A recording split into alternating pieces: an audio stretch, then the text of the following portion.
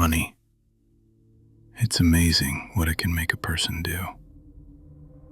I was desperate, struggling to make ends meet, so when I was offered a job as a night watcher at an old, isolated railway station, I didn't think twice before saying yes. Today was my first day. It was exactly 5 p.m. when I parked my bike outside that desolate station, surrounded by a dense, suffocating forest. The moment the engine died, the silence became so heavy, I could feel it in my bones. The station master was waiting for me. He seemed to be in a frantic hurry, as if he couldn't wait to escape that place.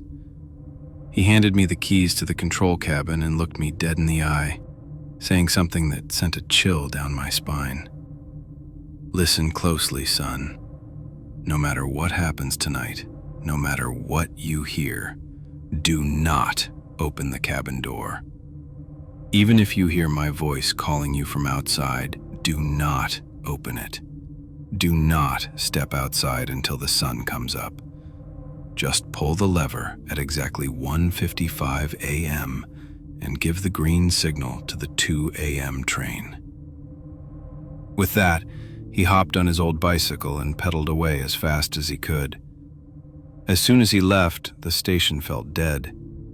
I went inside the cabin and locked the heavy iron door from the inside.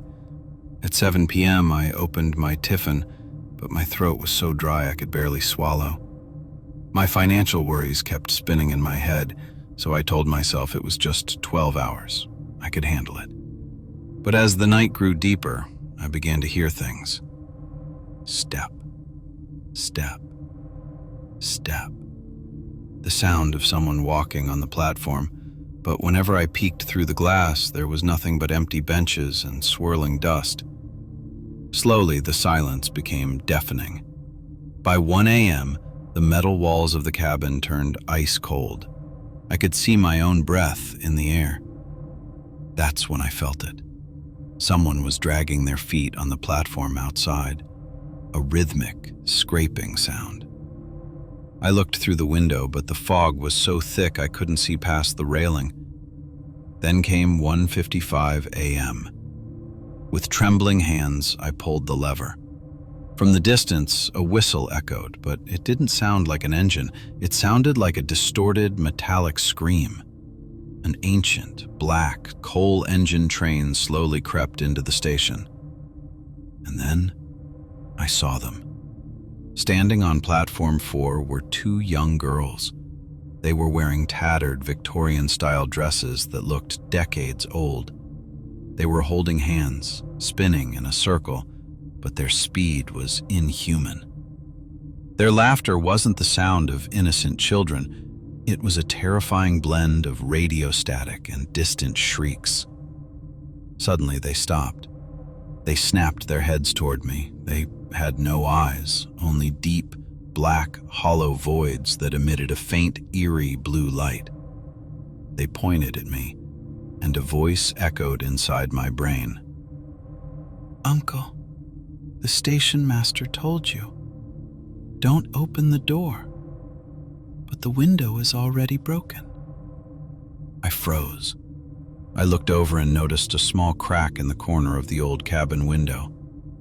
One girl vanished instantly. The next second, the other was right against my glass. She began scratching the pane with her fingernails.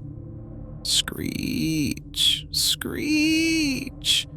I huddled in the corner and closed my eyes tight. Suddenly, there was a loud knock on my door. Knock, knock, knock. The station master's voice came from the other side. "Son, open the door, I forgot something." I felt a wave of relief and almost reached for the lock, but then I remembered his warning. I peeked through the side window. There was no station master. It was that girl standing there, and her mouth was moving in perfect sync with the station master's voice. She was mimicking him. The entire cabin began to shake as if something was trying to tear it apart from the outside. I stayed huddled in that corner until morning, praying for the first light of dawn. When the sun finally rose, the nightmare vanished. The real station master arrived and let me out. But when I looked at my tiffin box sitting on the table, my heart stopped. There were 2 small, muddy handprints of a child pressed onto the lid. Someone or something had been inside the cabin with me last night. The station master whispered, "You're lucky you didn't open that door.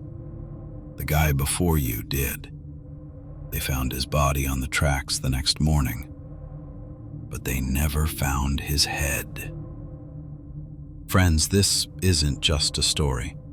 This is a real incident that happened to me. I quit that job that very morning and never looked back.